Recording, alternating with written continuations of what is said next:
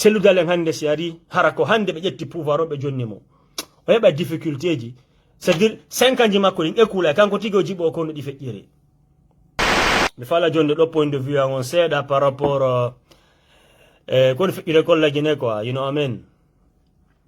on ti kañum kadi jonna point de vue mum on you know partager onon ɗo faut partager man you know partager yimɓe ɓe ngara quoi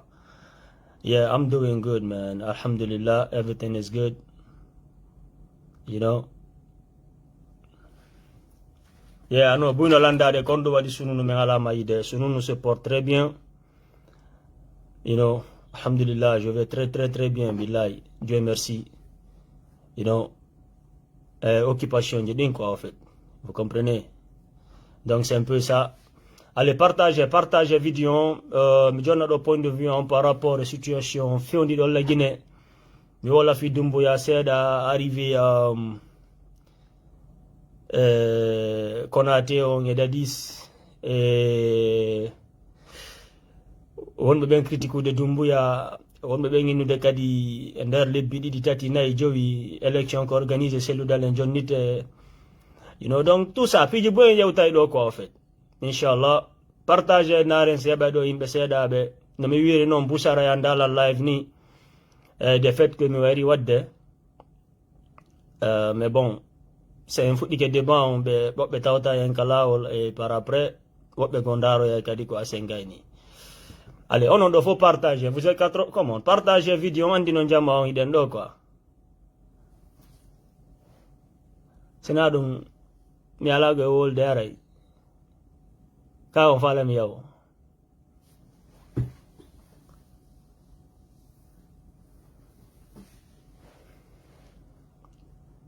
ouais, je vais très bien, Dieu merci. Lang jam, alhamdulillah. Et tout va bien. Tu cherches de l'argent, c'est pour ça, on ne te voit pas, mon frère. C'est un peu ça.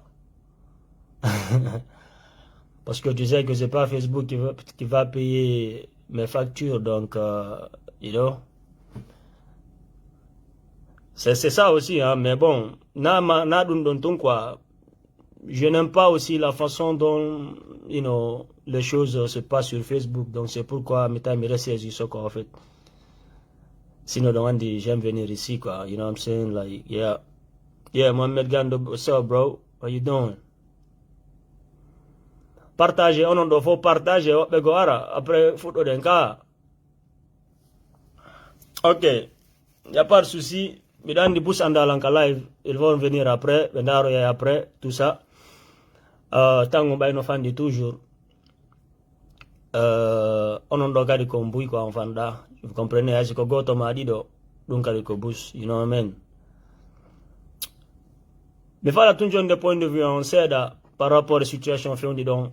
bus no landade avion bay hadi no wowuno si dum fewndi tikela Guinée on ti wola cette fois-ci on ti no fanki ala wolde no deƴƴi quoi. Donc, Bouchara no jibi kon wari sununu no fanki quoi en fait. You know? Raison on goɗɗum ɗum ko fi honɗum. Déjà mi ɗaargol to mi ukko e hunde mi wola hara mi anda fi mum ma hara mi analyse ali. Andi joni woɓɓe gono ɗo ko Facebook on woni ɗum non ko ñande quoi. Millan hiɗi ndela wola hunde hara déjà mi analyse nde taw seeɗa. Mi jona non point de vue on par après si tawi min ko ni mi sikkiri konko mi sikki ɗon wawata wonde ko non woniri you know hara goto obligaka kadi accepte avion on you know kono hatta mi wala point de vue on quoi en fait you know ɗe reni kon feƴƴude réseaux sociaux ji ɗo jama on no agiti ɗo no naati ɗo e futilité ji Bush jama on no wola e fi Dumbuya mi adortota ka Dumbuya on taw quoi en fait mi yiɗo attaque ji seeɗa fe Dumbuya tawata ko yimɓe on ɓe wolde haala kamɓe on wolde kan ɗo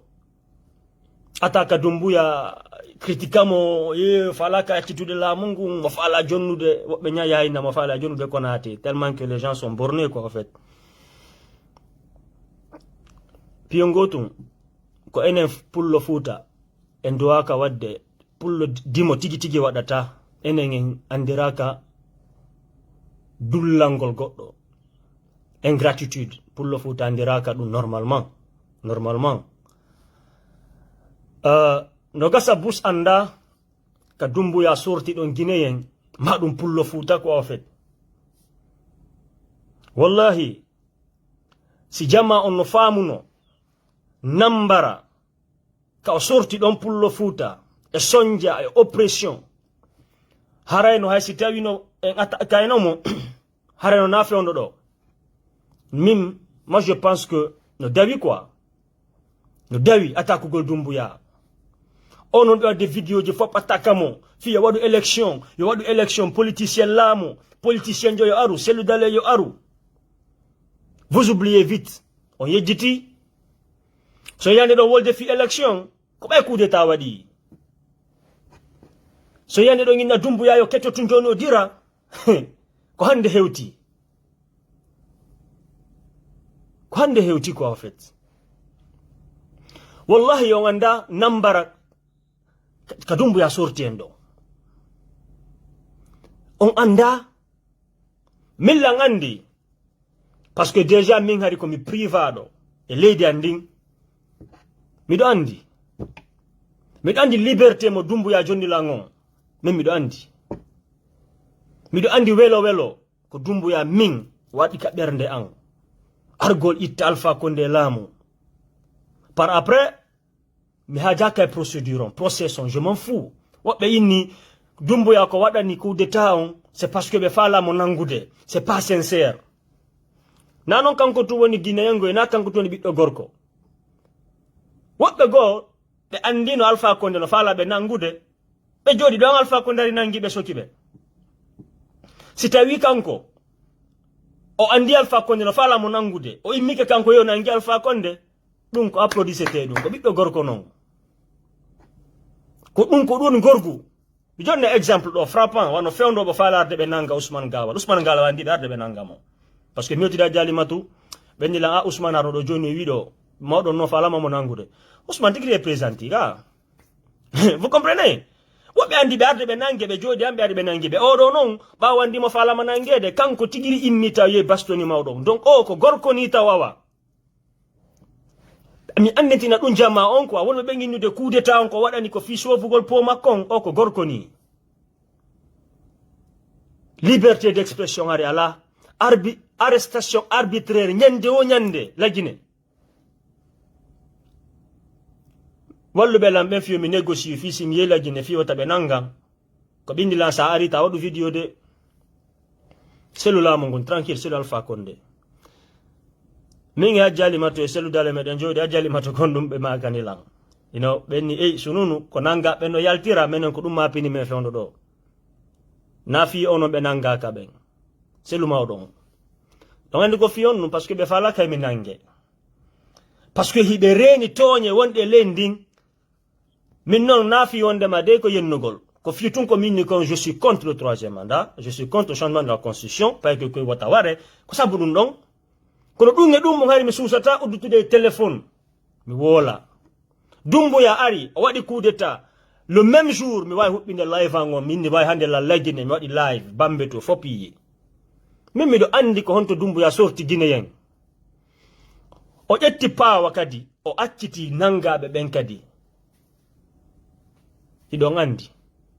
hande si tawi don jodi réseaux sociaux hido hubbina Facebook video ji mo inna dumbu ya yo diru yo organise élection o dirata organisateur élection fewndo do mais jusqu'au preuve du contraire moi je suis pour Doumbouya mi soutenemo ha non no wodi point ji mi habbi si tawi mo yemo mo tippedin don mi si milto ba makko. Quand nous parlons d'un fait quoi nous les Guinéens, qu'est-ce que nous voulons pour de vrai? C'est que tu regardes sonjienga la musori ari Alpha Condé, oh non, Lansana Conté.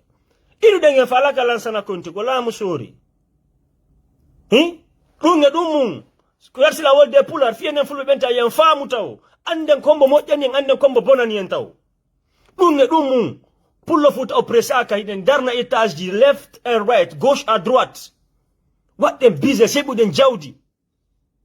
inu den toujours en fala kamo le 22 janvier jamo yalti wara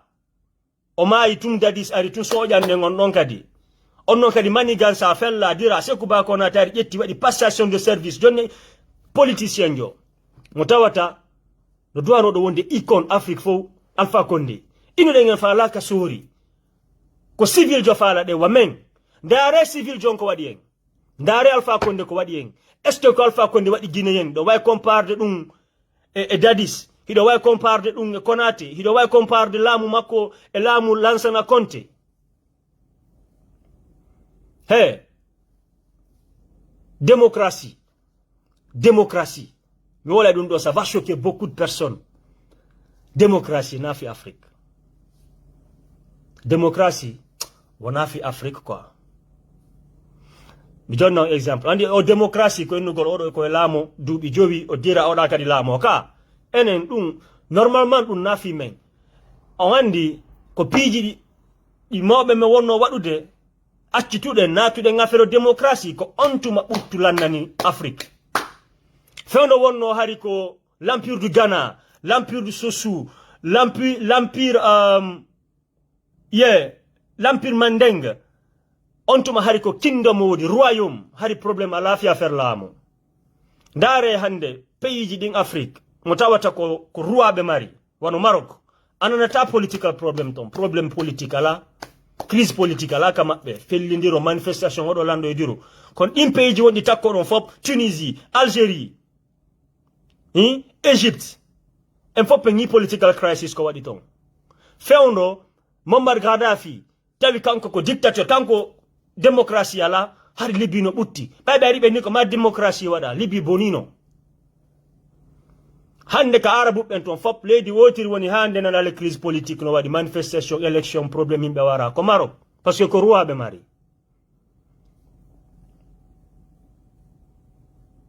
parce que ko ruwaɓe mari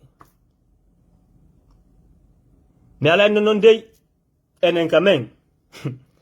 koɗo arata joɗo hulta ton pour tout bon j'ai pas dit ça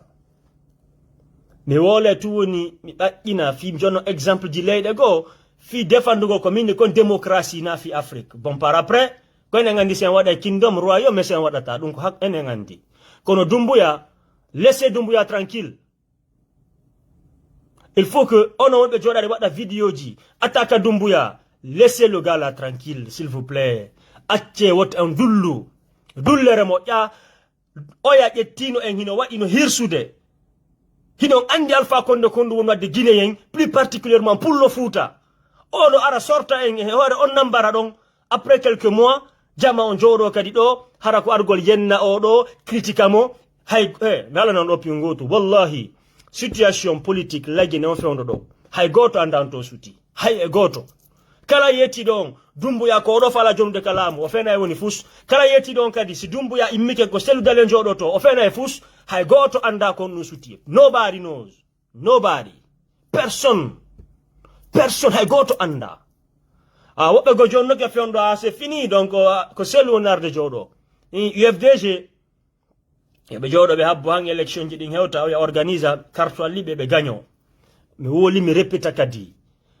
élection lamminta Afrique pouvoir ko négociété ɗum le pouvoir en Afrique ça se négocie joni noon Bush jooɗike ɗo ko hon waɗi si ɓe hawji fe élection waɗu ko innugol wow ɓay tous élection waɗi fewn ɗo ko seldale laamoto donc Doumbouya yo immo yo o diru on va mal vous n'avez rien compris encore rien du tout woten woni yimɓe dulluɓe Doumbouya o ari o sorti pour le Fouta o sorti guinéen fop plus particulièrement pour le Fouta et Nambara Sondia pour le moment ko woni wadde kon hen fop hiɗen faala hiɗen weltori ko honnum kadi woni nugol yo diru taw yo o diru politicien ɓe ngara laamo ko ɓe politicien ɓe bonni lagine ko ɓe politicien ɓe ko ɓe bonni Afrique en général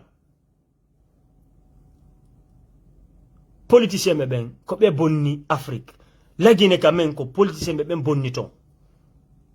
sori ɓe tato laamike lagine sori ɓe tato laamike lagine Lansana Conté Dadis e Konate no nayo joni nayo e Dumbuya ɗo civil ɓe jelo laami civil ɗiɗo ndaare ɓen civil ɓe ko waɗi en comparon e ɓe soriɓe ɗo ko ɓe woni wadde enen population on anden ko hombo enen ɓuriten suɓade hakkunde ɓeɗo ɗiɗo Sékou Touré ɗen andi kon nu feƴƴi kambuwaru aritugol himɓe nanga himɓe wara ɗum fof feƴƴino ton ndaare Alpha Condé kadi sina sifa ko Sékou Touré wonno wadde ko wonno wadde kanko kadi o pressa raɗo himɓe ka maɓɓe doga kono sikkuɗo mawɓe men no dogino ye Sierra Leone Liberia e Sénégal mawɓe fulɓe Fouta ko honɗum sina ko Sékou Touré raɗinoɓe soñji ɓe oppressi ɓe kono si Alpha Condé kadi onno wadde pullo Fouta kadi pullo Fouta wattuno artude Conakry jooɗo ɗaɓɓa mbuuɗi feno Lansana Conté laami ha ye o ɗari sasinino en Alpha Condé ari kanko kadi ko ɗum o waɗi ndaare ko fulɓe jelo maayi ka Maroc ka ndiyan Libye ɗo sina fulɓe ko jelo maayi ton oɗo ara sorta en o nambara ɗo joɗɗen kadi hara hande hay e nder 3 mois enen en fuɗɗike critique demo en fuɗɗike mo yennude mi vidéo e buyɗo himɓe no attaque mo no inna o faalama ƴettude laamu ngu o jonnita mi anda hombo e hombo ko fenande noon fus fenande fus min Dumbuya en preuve du contraire lan soutenimo mi toroto kadi mi jeeja on wonɓe ɓen attaque mo accitemo tranquille lagine bonino bof ko sifa o ɗo wawata arde redressa leydi ndin o waɗandi ka rayi fi si tawi mo faala ɗen on ma mo faala ɗon on yo laamu si laamike hara on tigi soñjotako hara on tigi soñjotako lagine ko bonu ɗum bof ko ma yeɓe lanɗo waway ɗo redressude lagine e yeɓuno malchance Alpha Condé wawayno wadde ɗum par ce que fiya impose loi e leydi ndi anda loi ko ma hara lanɗon taw wonde c'est à dire ko exige ɗo piiji ɗin quoi kono ɗen foppi ɗen gandi on alaji sellu ɓe yurmete ha feƴƴiti sellu dalen fotinde ɓe laamo lagine hara piiji bus ittama ka lawol quoi leydi sino développude ɗe gandi cuuɗi lancete sellu wata wadde ɗum leydi si tawi développay onno jattuɓe piiji gouvernement ko tawata kon no duwa hettede ko ma gouvernement on hetta ɗin ɗon piiji sellu dalen waɗata ɗum par ce que ɗon andi ko yurmeteɗo so ari o tawi goɗɗo no occupé ɗo e galle ko gouvernement on jeyɗe on no mari ɗon ɓiɓɓe heɓi ɗon ɓiɓɓe woni ɗon duuɓi nogay ɗon tañini sellara itta on ɗon ko sifa Dumbuya wata wadde ɗum ko sifa Dumbuya wata wadde ɗum ha sifa sellu ko yurmeteɗo donc onon ɓe ɓen transition ko 2 mois ko 6 mois o doit wadde ma ko 1 année vous n'avez rien compris encore laginne bonino ñolino bof selludalen hande si ari hara ko hande ɓe ƴetti pouvoir o ɓe jonni mo o heɓa difficulté ji c'est à dire 5 ans ji makko ɗin écoula kanko tigi o jiɓo ko no ɗi feƴƴiri calcul politique ji mon ɗi no woni so wrong mi yi kadi yimɓe no immi hino moƴƴini banderole ji weltanagol Sékou Ba Konaté arrivé makko innamo bienvenue est ce que les gens là est ce que ɓe no mari hakkil quoi ma kamɓe ɓe yejjitino ko feƴƴi gon quoi en fait so ngi hande o sonja ko Alpha Condé ukki en ɗo fop ko Sékou Ba Konaté woni nene baba ɗum kanko ƴetti pouvoir on jonni Alpha Condé Alpha Condé noon hollimo ko hombo woni mo kanko tigiri taw ɓaw ƴetti pouvoir o jonni Alpha Condé raɗimo lagine raɗimo fes inni mi falakama ɗo dadi sen on tippataka leydi ɗo tanke komi lanɗo ɗo après noon enen kadi o fuɗɗi en sa'ude nder ton Dumbuya ara sorta en e on ambara ɗon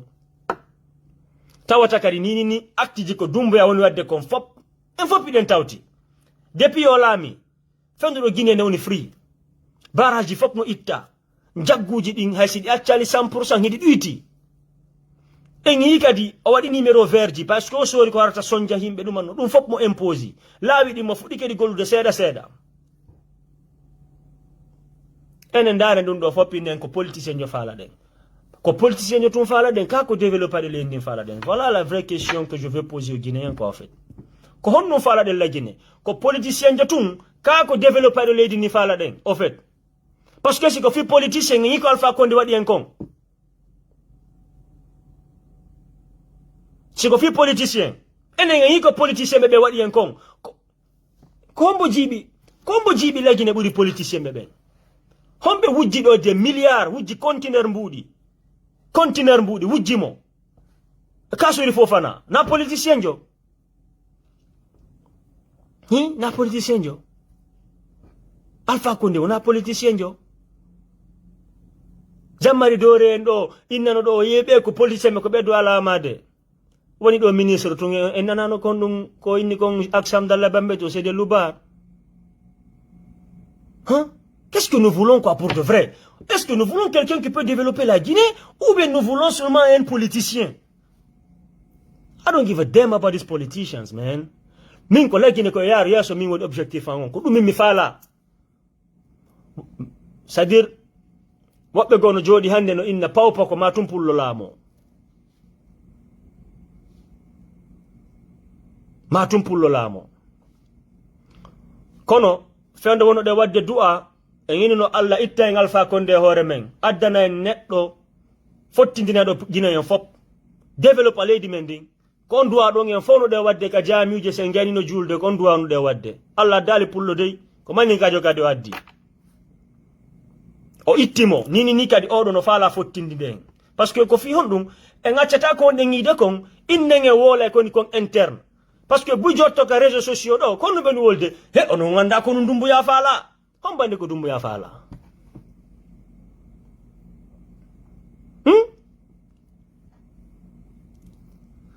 kono sangi sioni preteno speculation ji songi Alpha onno Konate enen Guinée den hawji ndaro heccanke bayo inviti Konate o inviti Konate o inviti Ali Dadis après hande kadi o inviti Dadis kadi Konate jamma fo fanki bushbe.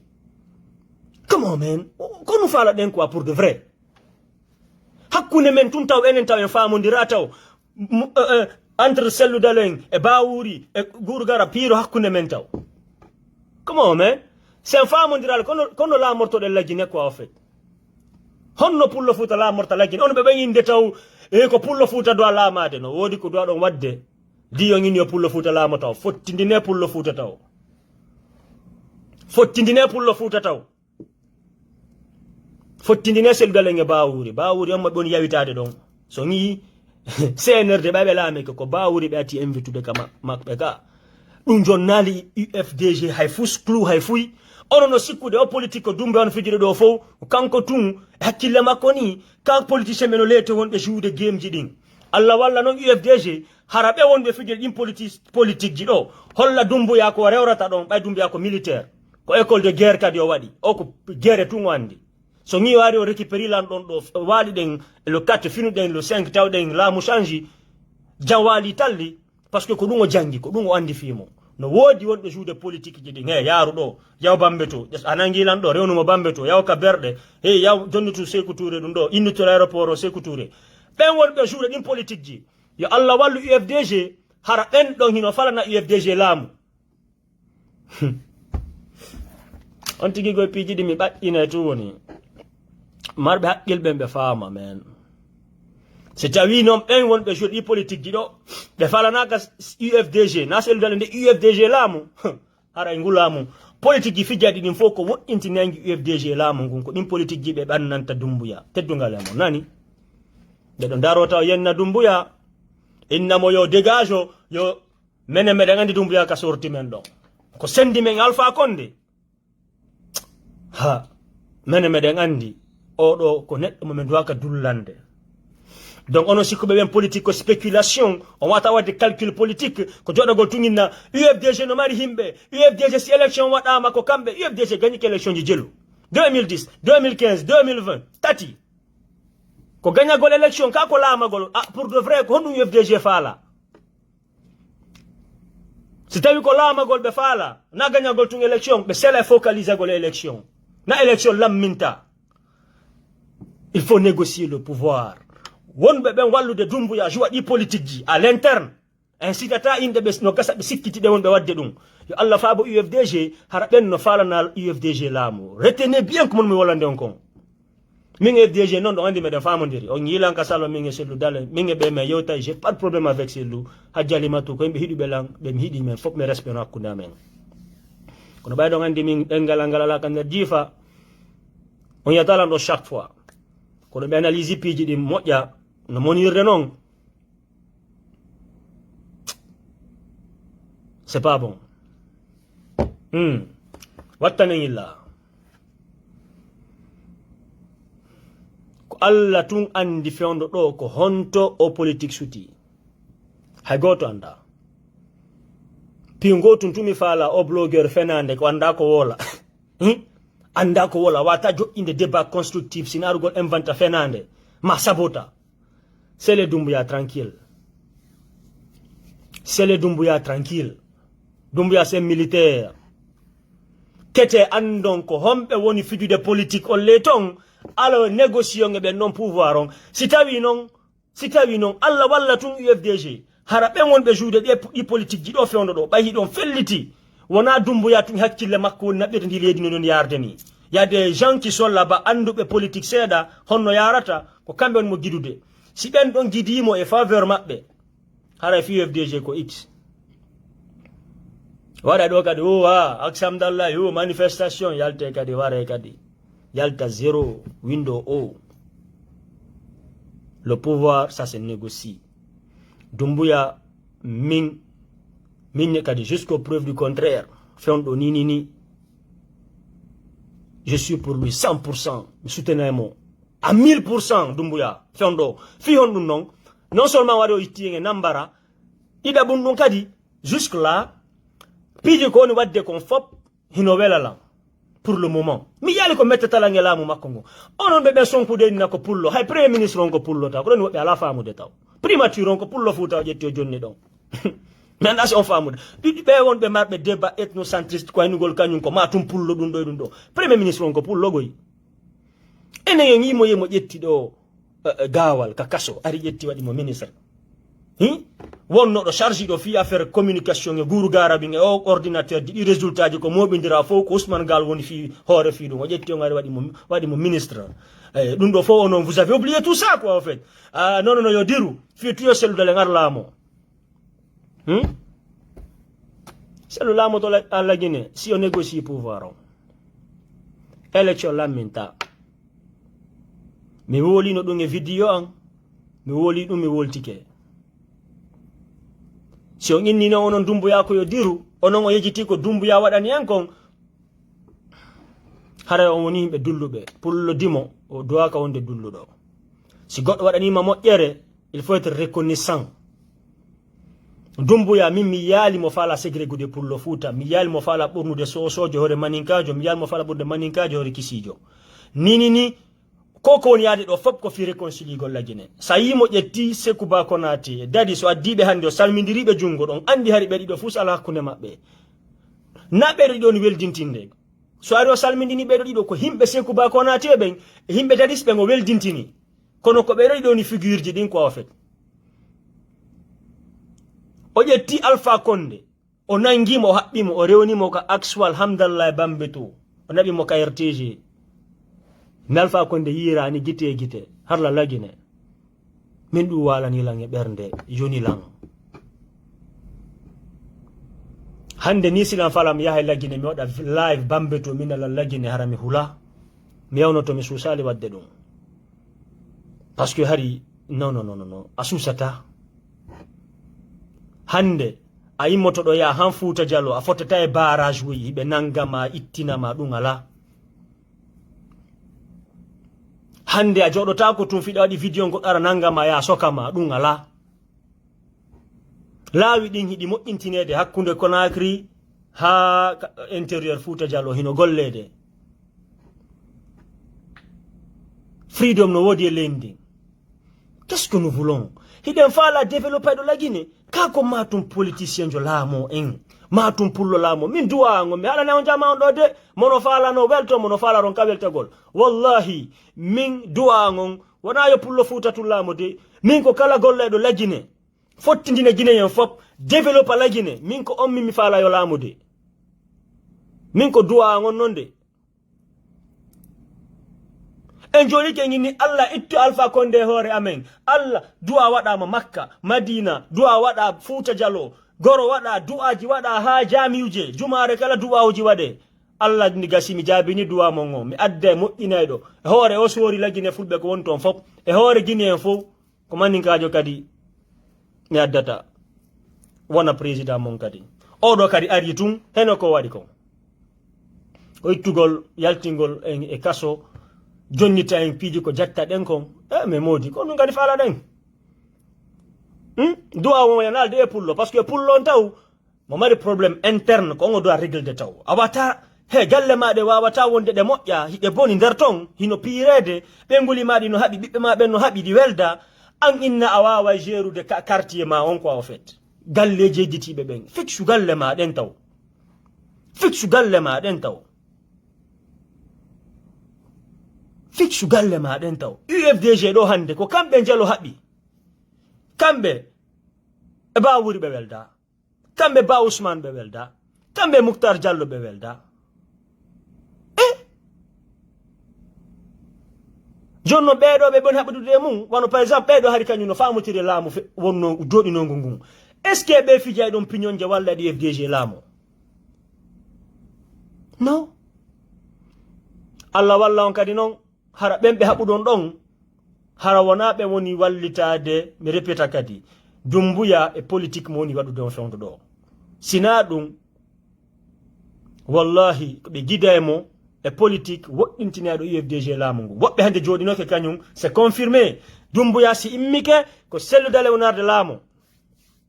o transition o si wawa gasude taw min do wallahi sincèrement si tawi Doumbouya leydi ndin hino développude hino gollede toña ala arrestation ala sécurité no woodi jama on ala walade hara no weela fina bimbi jibo yeɓude kadi ko honɗum ñamata min hara mi hawjafi élection lagine min non ko personnel go mono wolde selon moi parce que min mi yi ko honɗum ɓe politicien ɓe wawi wadde fus sina argol laamo bonna leydi ndi wujja jawle men ɗen enrichi sa famille ji maɓɓe ɗin ɓe accita population on comme ça lagine ka développi ɗo ko fof ko Lansana Conté développé ko sorijo Lansana Conté ka hattuno ɗon Lansana Conté ka hattuno ɗon Alpha Condé ari o toppitaki ɗon ko ɗum ha joni heddi c'est militaire a woɓɓe nanonono militaire jawata développude ɗum ka mentalité ma woni hey lagine jawle ko marɗen kon on n'a pas besoin des occidentaux min mi wola e ɗum l'Amérique a des preuves janding. La Guinée est riche. Nous sommes riches et assis sur des recherches fabuleuses. Ko marɗen kon ko ɗum porto ɓen faala ko onno wonirta enen ɗe mari jawle ko jogitiɗen kon ko ɗum ɓe faala tawata kadi ko enen yata toroɓe kadi jawdi honno ɗum woniri c'est parce que en ala manejude ko jogiɗen kon bien en ala manejude ko jogiɗen kon bien maintenant sinon famude Muammar Gaddafi ɓe joƴƴenimo embargo pays désertique ɓenni embargo amme joƴƴenimo embargo ñamete natata ɗum e ɗum kon ɗum o waɗi ko leydi o watti arde sooda leyɗe ɗen warata o sooda o yaha o hibbaka makko ɓe rema ɓe heɓa ko ɓe ñaama par ce que o jaɓali acceptude on embargo ko ɓe joƴƴinanimo ɗon enen c'est à dire nous sommes en prison ko hakkillaji men ɗino wonɗe mijorade noon sorijo développata leydi fi hon ɗum par ce que communauté internationale communauté européenne afrique union afrique ɗum fof ko piiji fenandeji noon zéro hande ɗe mari or ɗe mari bauxite ɗe mari diamant ɗe mari calcaire fer ɗum fof piɗe mari ko ɗum no wonirta ko si en yeeyi bauxite si jandi moƴƴine si otoal moƴƴine tawata kadi ko enen kadi torotoɓe hokkore men komin ñaama en gollata hono développirte ndaare Fouta Diallo hande na Fouta Diallo lagine partout lagine hande kala ko awɗa fuɗay kono en remata iɗen habbi maaro e China ara comment men kono développirten andi enen sen yetama transition développata leydi enen en holoto ɗum parce que ɗen andi maaro men konko ko Chine iwata si Chine niga si joni tanke koɗola men naɓata maaro andi en ñamata alors que ɗe mari leyɗe ka duwaɗe remande hoore men ñamen comment yettima transition wata développer qui t'a dit ça oui pour d'autres pays mais pas un pays comme la Guinée parce que nous sommes riches de mari jawle en gollata ɗen foofi c'est ça la vérité mi wolino nde ñande mi répéta buna ka Afrique iwata leɗɗe ɗen timba ka Afrique iwata ɓe ara ɓe ƴetta buna on ɓe ara ɓe ƴetta ledde den be naba de China be yabe mo ina cotton we ko be yabe settale kunkum be wada buna on kun do be ara be yeyen kun $1 fittire noppi men di be poussière no kamen fittire noppi men di labinendi l'Afrique ne peut pas se développer. Comment ça? Buna on kamen iwata. Le gangal kamen won iude. Be jettangal be naba ton kambe be yabe feppitangal be jetta buna on kun be rappa kun hore don be addana en kun enen jetten kun non soden kun. Soda kun 10 000 donc $1 non. Si be mo ini 1 million de pièces donc $1 million won en dépense de John Nembe. Maintenant les gens vont dire non la Guinée ne peut pas avancer. Comment ça? L'Afrique ne pourra jamais avancer comme ça.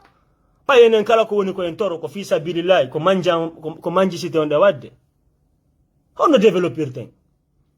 Bauxite men on tu yoni ko yoba golle ko natata konka porro ma bauxite men yoni ko yoba fonction publique fop. Kon hade ko mbe tato na yon jowoni nyaamude dum. C'est la vérité comme ça que les gens ne veulent pas entendre. Avant de wolde to mi grand gens o sunu a changé débat. Mais moi je suis constant. Parce que là on est tranquille quoi en fait. Je suis constant dans tout ce que je dis.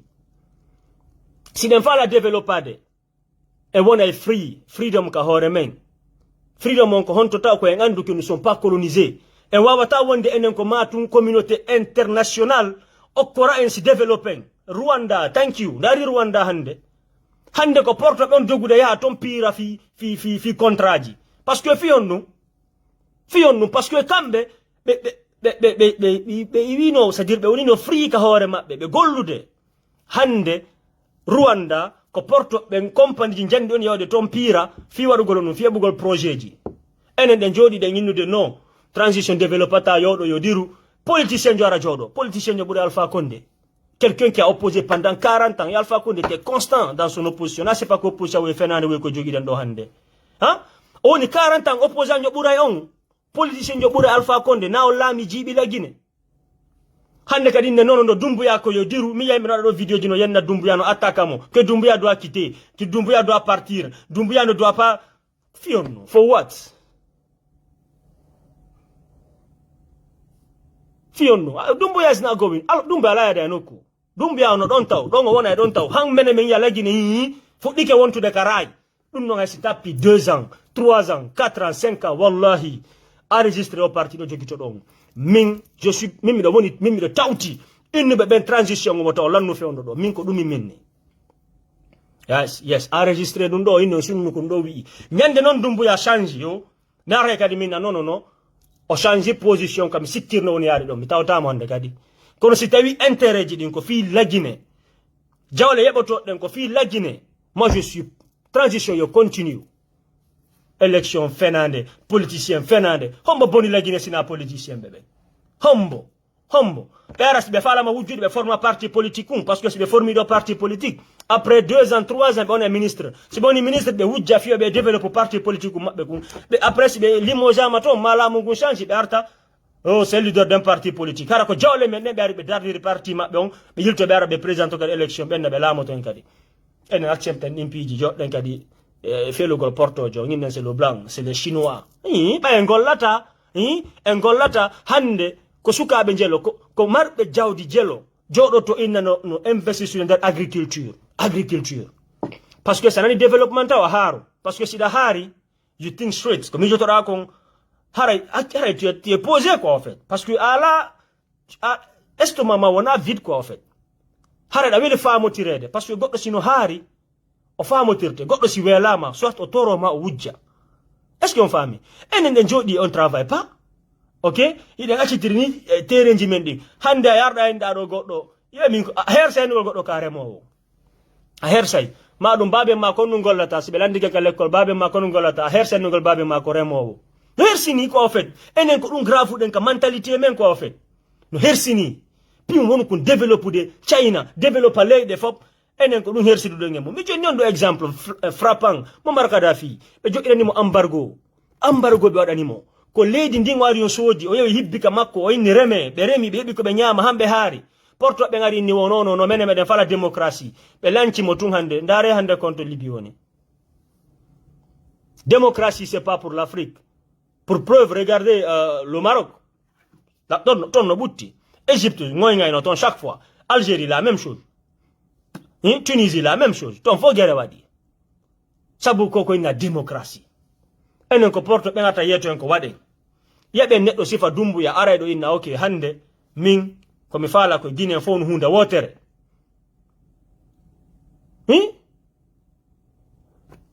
Guinée fof ko no hunde wotere ethnocentrisme koyo accu enen daroɗen inne en faalaka on ɗon koyo diru. What the hell is wrong with people, man? Wambo joni faala ɗen parce que si tawi ko fi selludalen dareta duuɓi sellu ɗin kadi sellu si ari o lutata ɗon pour tout bon si on noon kadi diri ko hombo artoyta kadi ɗon andi on artoyɗa ɓawa sellu kadi si moƴƴina ma si o bonnay parce que jama on kañum ko président on tumo darde le Guinéen il oublie vite ko ɗum waɗi goɗɗo garno ko gouvernement Conté ko ministre jo meɗen weldi minne mo mi fala démission au pouvoir Alpha Condé ɗo ka pouvoir Alpha kan on ni sununu laisse tomber on ñande go ko discours goto pet mo waɗata ɗo Guinée yejjitay ko feƴƴi ɗo fop mi tawi ko gonga makko oya ministre de la justice ɓa yimɓe ɓe warama ha fus o waɗali o mo yiɗo France on démissioni jamma fo yalti kellanimo kono fewndo wonno ɗum pendant des 5 ans 6 ans 7 ans ko wonno ministre de la justice ha hande waretali goɗɗo ñaawimo kono ɓawa démissioni jamma fo kellanimo kelluɗen ko démission makko en daral golle ko feƴƴuno kon fo c'est à dire Guinéen je comprends pas mi ala famude Guinéen ko fait this is crazy hande kadi yiya ñon daro kadi kellana Sékou Ba Konaté ono ɗon kellande Sékou Ba Konaté kon waɗan toon bandaro jinnomo bienvenue Sékou Ba Konaté aɗo hiya ɓe hollimo résultat ji ni ɓenni selludale gañike o ɓe falsifie ƴetti ɓe jonni Alpha Condé aɗa jiiɓi la Guinée jiiɓi mo e kanko on kon kellan ton et puis waɗon vidéo ji kadi kella non Konaté yen non Dumbuya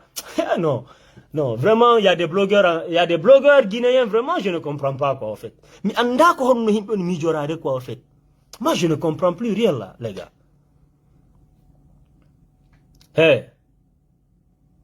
ndaare de jama on siɗa wolde ko ɓe nanta ko ɓe ndaaray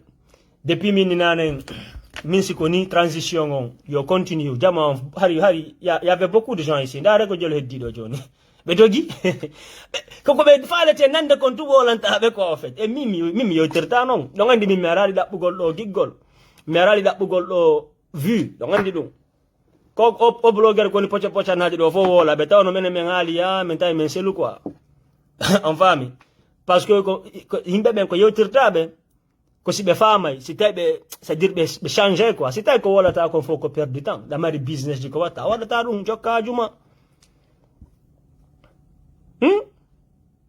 blogueur o e fenande woy no jooɗi ɗo mawɗo no incita ɗo no wola haalaji nonsense Dumbuya doit rester d'abord pour le moment han o redressa la Guinée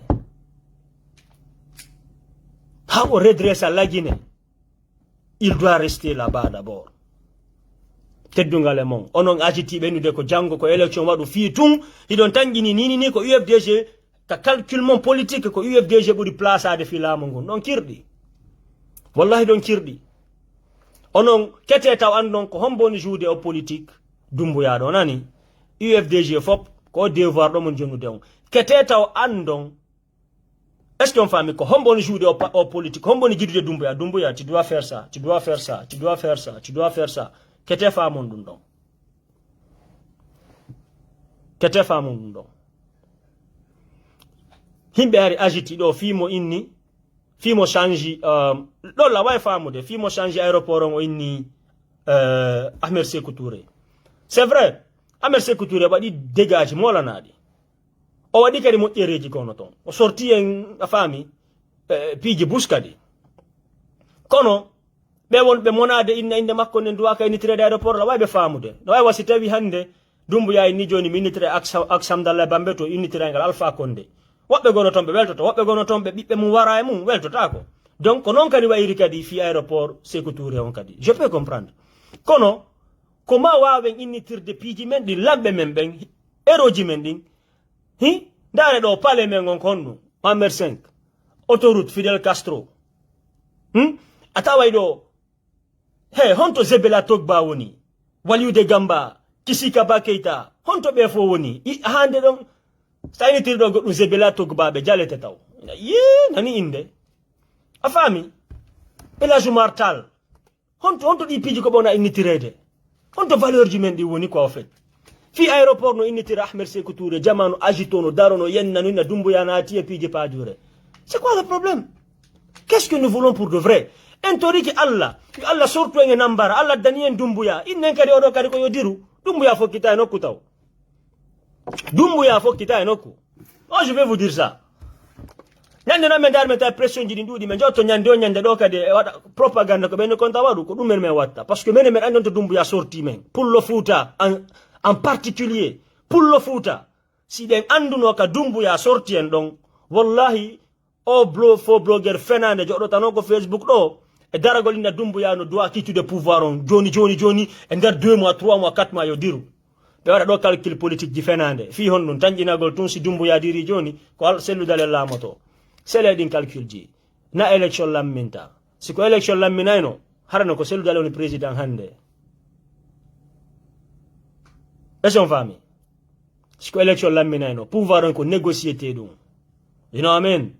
yobe yawbe négocier e wonbe ben jour de politique Doumbouya on fait on do Allah walla be non hara be taweta ton hara ko himbe be famotiri e mum kono sibe yurni kele ton be tay ko ba wuri amoni pusu de pignonji be na he wada réconciliation yo nani wona go klu mon jonu don nani ralla nga e fus on nani ralla e fuy kono UFDG no doit avoir de peace with a lot of people man. You know, pouvoir en Afrique, négocier. J'ai toujours dit ça. J'ai toujours dit ça. Pouvoir en Afrique, qu'on négocie. Il n'y a pas de problème. C'est pas vrai, c'est pas vrai. C'est faux. Mais il y a comme un wol de compte. Fi Allah. Bah, tout le monde a un compte Doumbouya. Sortien. Pour l'homme, handicap, c'était un autre arme jetti. Oh, ite Alpha Condé o jodi e wadugol piji gono ton tawata en hida. Inne mo yodiru. Kono ni ko Doumbouya woni wadde kon. En fopi den weltori fayda pour le moment fopi ko woni ko ellon fo ko tabi kon tum ko ide innugol ko ma tum pour le lamo you know ko ma tum election wada sel dale lamo ko ma tum odo dira oda ara odo woti e contre sel dale e ko problème woni awole tum oyatuma do be madi vidéo minni vraiment sel doit négocier le pouvoir politiquement qu'on faible limbe be ngindi ko ak ennemi jo selu mi e be yo lan ka salon mi nge selu dale men jodi me de yewtude ka salon selu dale beni e kono ndo woneri c'est parce que onon anda ko ara jodo wolgol au lieu de vous analyser les choses selu dale nande ko mo yetade kon ko mo tani parti makon kon ko dum yetade mo na yawa gol mo andi sta dum be watano lan invitude ka mabbe mi yamen jodo me yewta be jondo lan kadi conseil est-ce que non famude donc toi qui dis que je suis contre selu détrompe-toi moi je suis pas contre selu of course lan fala selu dale la mo la Guinée kono la fala kadi yo Doumbouya redresse la Guinée de selu dalen harano lamu hara pouvoir on newanto moko en fait hara kala bandiji ni fo nangama parce que selu wata nangude goddo soka selu dale wata nangude kasori fofa na soka ko dum mi fala yeta gollon parce que ko be ami ko be best friend o wata wadde dum ko Doumbouya wata wadande mo dum parce que busno ton bandiji ko tawata o gollidino ok habbe mi hal non kadi piji gon ton ko ngandawa bandi je busno ton sel dalenge mabbe no beldi be andidirino depuis tan konte so ari yo atanangude be ngo sokabe parce que don andi ko neddo yurmetedo nanda si don famude Doumbouya non si wawi halkindirande mo ben non fo so ari lamo makko ngo wonana mo easy ko calcul politique mon wadande ma mon frère donc tanu la woni contre makko you know what I mean kala siguro selu dalen nangay ka sori fofa na soka ko Doumbouya wata wadde justice on joddina be na kasori wujjino conteneur mbudi be nangamo be tawa way o wujjino be nangamo be sokamo ma di hetto ka selu dale watta dum this is on nami vrai kadi 100% mi ala non kadi vous voyez donc si on tigi no wolde sifadi pije Doumbouya no do wonde seeda ko sifa koy piwoy do tawata koy do tigiri taw ala long no mojjani sellu ko do wonata do ko seeda o bale ya piji go you know what I'm saying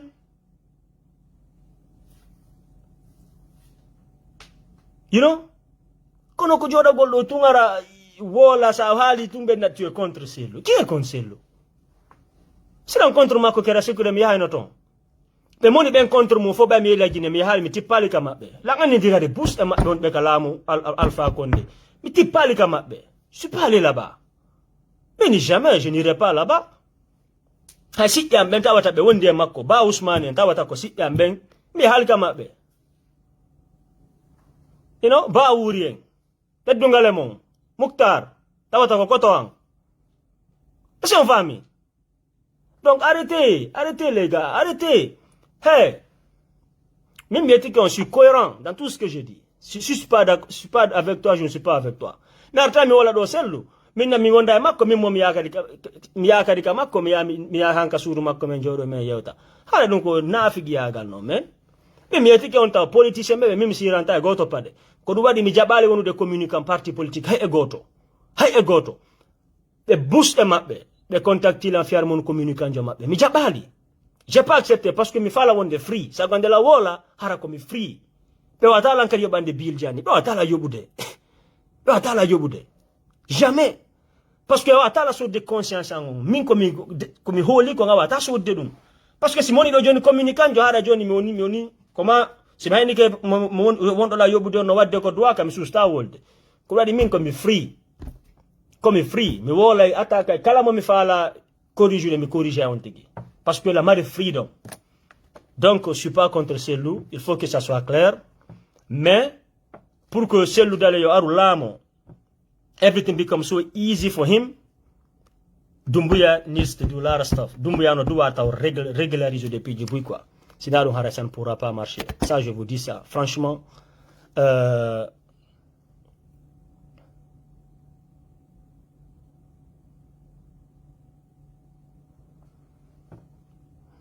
Cellou Dalein okay Abdul Karim, yes bro, alright, I got you though, I got your point. Mais je suis pas contre Cellou, mais je ne suis pas contre Doumbouya non plus, man. Fi Allah, c'est le Doumbouya tranquille. Doumbouya mène la transition, si transition wada 1 an, 2 ans, tawata ko fi yo lagine yaru yeso, developer, yo wonu don taw. You know what I'm saying? Like this is my position angoni. Et je veux que ce soit clair pour tout le monde. Bus inni sunul mengala nande avi maon at fi Doumbouya awa teddongale mon nini hakkilan en fop no wonani Doumbouya à 1000% fi hondum ko on wadde kon fop no welala o ari o ni wo o fala yitindinde pour le Fouta fop dina yan fo no ko ngotum ko woni wadde soka ben fop o so tibe bebe soka be heddibe tomben ben non mi anda raison on ko fi hondum parce que mim te pine bi minna a o be yo yaltine kakaso kono si tawi ha joni ɓe jogitimo ɓe jogiti colonel Bari haray mi anda ko ɗum ɓen no jogitana ton fami awoɓe mi wata prononcade fi ka makko par ce que eɗen andi piiji ko feƴƴi ton kon fof ko piéji e fenandeji donc si tawi ari o yaltini ɓeɗo fop on ɗon gaccitalimo haray min on ɗum ɗon no ngalɗini lan on fami donc min ɗum ɗon haray no ngalɗini lan quoi au fait donc là-bas je n'ai rien à dire fi kala kanko kadi o deko ni an a wata wonde pucca ɗon kadi seeɗa tun fiyoɓe go faamu wono kanko commandant AOB an c'est à dire hoorejo wonɗo formude soori lagine ɗa tawa soori ɓe meilleur ɓe lagine fop an himɓe nangama addama han takko ka lanɗon woni ɗon ka takko suudu makko ara tawa gardiɓe ɓen ɗon ɓe ginna heyi on yiɓeɗa ɓe fala attaquade mon ɓe attaque lanɗon prenez votre disposition immoɗa o leydi a tawtudange maɓɓe piirida ɓeɗa fi defandugol lanɗon ko kanko tigui woligoy an immoɗa ya doga joɗoɗa kawtal ma doga an duwaɗo defandude lanɗon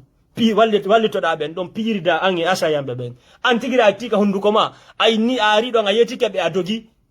non frère ɗinon piiji fof no wama nangude kono andi mo kala no mbaɗi no mijorta piiji ɗi no min analyse angon ɗon min ni mon frère ɗum ɗo tun o wama nangude par ce que ɗon laaɓa an ka duwaɗo défendude lanɗon a dogi ɓay koye ma koye no waɗa hon ɗon mais chacun a sa façon de penser quoi en fait you know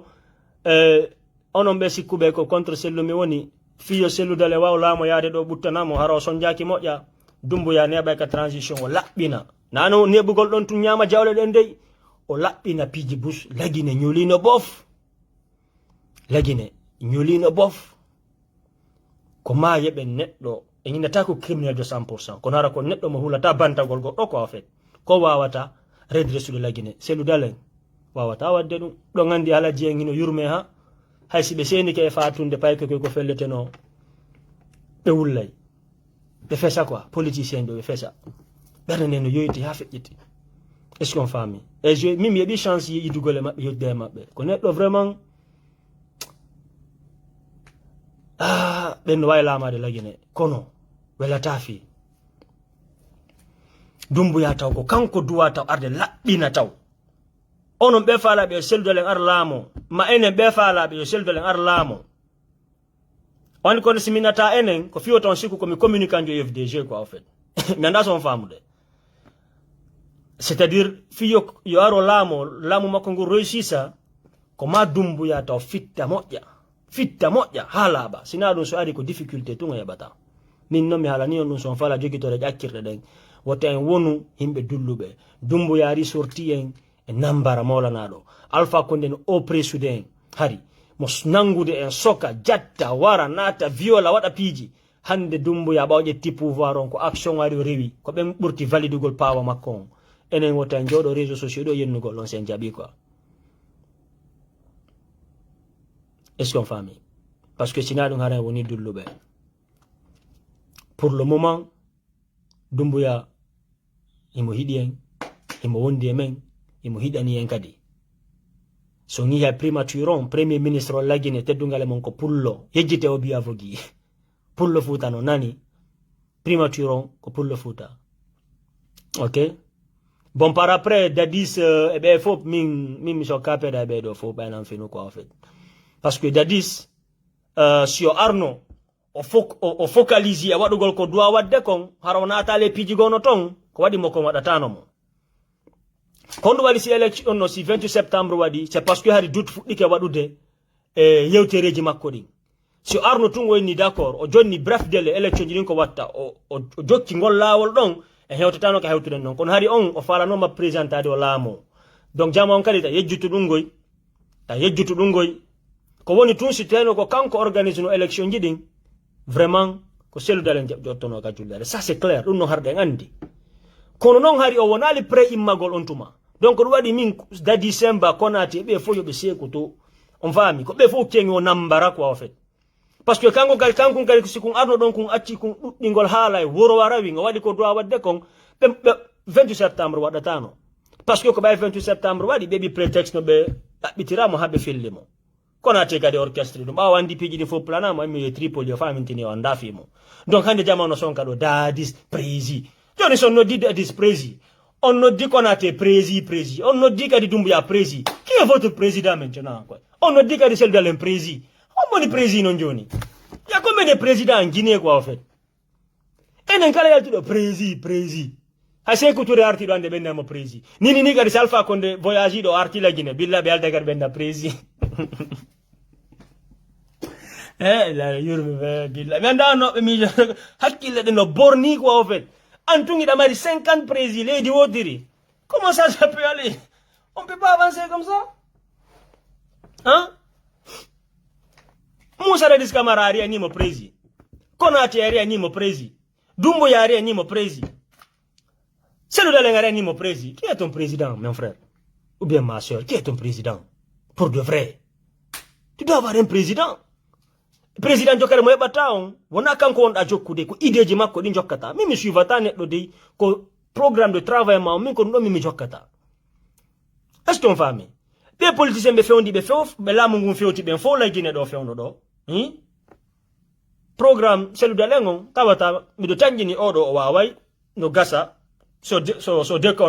dekkono yaali kanko kadi o waway golde laggine aɗa silan suivi mo sinon moi pour de vrai min ɓe politicien ɓe fof ɓe kella mettitude o mi haala noon fenanalema parce que si ko kamɓe jiiɓi laggine quoi en fait kamɓe jiiɓi laggine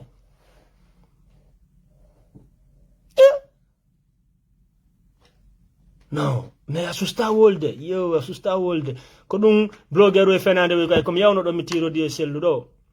ɓe ƴetta photo ji an ɗin ɓe inna ndaare ɗo sununu yennino Cellou mo yeeyi min mi yenna Cellou aɗam feetu min ande mi yennata goɗɗo ɗo men ko minni kon tun je ne suis pas d'accord andi kono ene probléme men o enen ko jokkugol goɗɗo aveugle man ko ɓaraɗa woni aveugle sa jokka e goɗɗo ko en fait min ma suis pas comme ça la wama hidude kono si a waɗi ko wala na kilan mi yettoma ɗum ɗo wala na kilan min kono mimi supportirta goɗɗo de na arugol tugin hay yiɗa on tigino wadde bone a susta wolde est ce que a fami non moi je suis pas comme ça je suis désolé mais Doumbouya laissez le gars tranquille man laissez Doumbouya tranquille e Doumbouya o fokkita e nokku teddugale mom miɗo yiide vidéo e mon e altugol inna Doumbouya o falama joɗade o falama jottade so jooɗi ke o waɗi leydi nin comme Rwanda Paul Kagame minen miɗen supporti mo aray ok so waɗi leydi nin comme Muammar Gaddafi min déjà je suis pas nawi mi neɗɗo taw hooliɗo ta affaire o démocratie fenande min ko kala développade leydi yo won ɗon da seed min ko ɗum ɗo woni objectif an o par ce que démocratie la Guinée ɗum ala marsude mo kala arɗo yo ko contre oya arɗo on woni contre régime feƴƴuno ɗon si ɓe ari ɓe laamike ɓe nanga wonno ɓen ɗon nanga ɓe soka torture ɓe ɓen noon kañum kadi ñande laami to yoɓe ara ɓe ara c'est la même chose ko yettodiro tum woni la Guinée ko fait on waɗi sikku ɗon AOB no gasa aya nangani AOB Alpha Condé sokanoma ka Alpha Condé nangano soka est ce que oɗon andi sina AOB wonno yeeso fenno ɓe nangi Alpha Condé ɓayri AOB ko kanko ni bras droit Lansana Conté on parce que kamɓe fo yahayno banto Alpha Condé ka kaso toon bu'ina kiikalaji on oyna gasi kankadi ɓawlami ke waɗa pire mana son famude ko yettodiro jooɗa quoi en fait on ne veut pas ça ɓen mi fala ɗo ara ɗo réconcilia la Guinée mi jooɗota ko ɗo pendant des années mi riska pijanni fo famille an on fo mi riska wiyan on min tigiri innugol miɗo faala la Guinée wonu hunde wotere réconciliation nationale yo wonu la Guinée yo développe arrestation arbitraire yo accu gabeji financiére yo accu Allah adda goɗɗo o laamo la Guinée tawa hande on ɗon programme makko on fof ko oni wolde kon ko fi ɗum ɗon min mi jooɗo kadi min nano mi faala yoɗo yo diru e goɗɗo go aru non ko mi yi kon ko ɗum ɗon mi jogitoto taw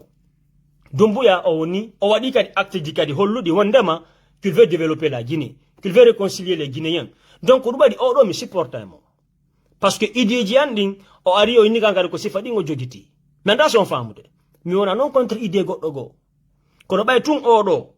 ni mo stoppi affaire gabeji financiére ɗon andi mo frisi compte ji ɓe muñatiɓe buyga ɓe fof kan fayda himo jogiti compte ji maɓɓe mo frisi account ji maɓɓe ɗin arrestation arbitraire ala wadde la Guinée fewn ɗo kono kadi mi jooɗortande min nano oɗo yo diru goɗɗo ko kadi ara mi anda programme on ɗon on kadi si ari parce que parfois c'est pas le président c'est son entourage ɓeɗa son famude donc please selen Doumbouya fi Allah mi jeeji on o blogueur ko anda ko wola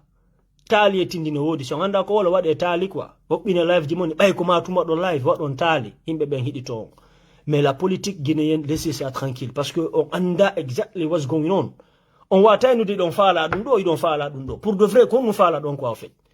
on ñini ɗon faala neɗɗo ara ɗo réconcilier la Guinée on ñini ɗon faala neɗɗo ara ɗo yurmina Guinée fop acca nangugol himɓe acca bonnugol jawle ɗen Allah di Doumbouya o inni kanko ko ɗum ɗo woni objectif makko on joɗɗon kadi après 3 mois inno yowɗo kadi yo diru like what the hell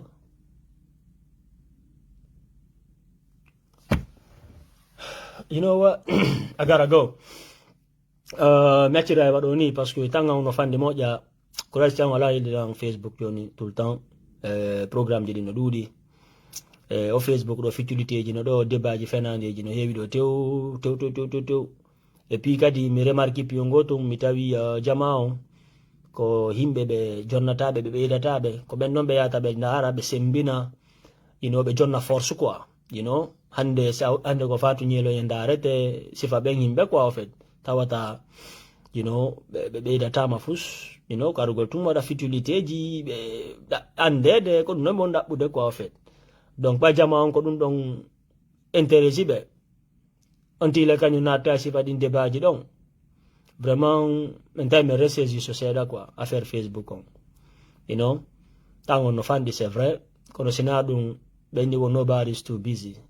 it's just matter of priority kono si tawi a waɗi ɗum ɗo priorité tawi jama on intérêt otako ka débat ji wolete fi change de haqqille me ɓen ɓe heɗitotako ɗum ɗon kaka dénigration ka yennete ka wirtedirte ko ɗum ɗon jama on yiɗi donc moi je suis pas prêt pour ça je peux pas faire ça donc min tawi mi ressaisi so message ji mon fop miɗo yiɗe wonɓe la windande pourquoi on ne te voit plus moi je suis là tranquille alhamdulillah tout va bien ça va Dieu merci ça va kono on tigi ara de temps en temps you know yewten you know what I mean kono pour le moment fi Allah wata en hawju accen dumbuya you know voilà o gère les dinta pour le moment quoi you know what I mean like c'est le moto pour le moment moi je pense que c'est très important yang accu o wona do taw seda ha non o change si o fudi ke non change de en tawi hey o fudi ke ade lawol go tuma non voilà rebelle den contre ma quoi you know voilà sina do min dumbuya taw ya no kuday taw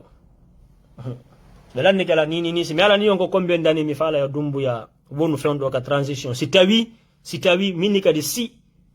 harako ide mo jogiti do o changeali odo ide makko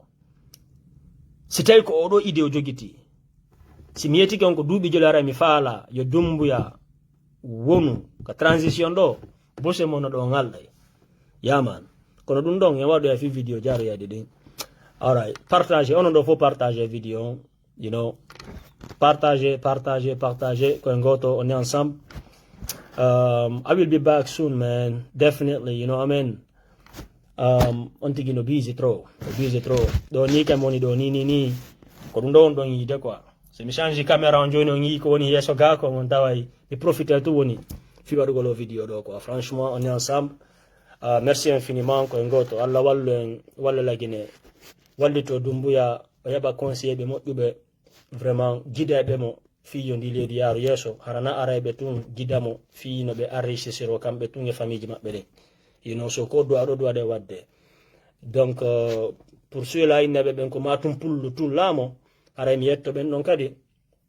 ketto den ta mojjini hakkunde men fulbe ben gata problème no interne no wodi molana do o tawata en famotira hakkunde men ndare jonno exemple do tun gotun simi waynito enen en supporti goddo si den hidimo so wadi erreur en wolata erreur makko feondo bano wonno UFDG baw démissioni ka UFDG o dogi o yehi ka Alpha Condé jama fu suwolali Mouktar Diallo bay wadi dum o UFDG collaboration mabbe on yehi ka Alpha Condé be ni waremo joni Bantamaso no wonde Alpha Condé ko biddo Alpha Condé be nali waremo ko be ba wuri habidi seludalen o yehi ka Alpha Condé be ni waremo mais ngasi don faamude c'est-à-dire wobbe go si yehi c'est OK si wobbe go yehi ben non ko do be lapidede donc problème on noton yatta wado assalamu alaikum wa rahmatullahi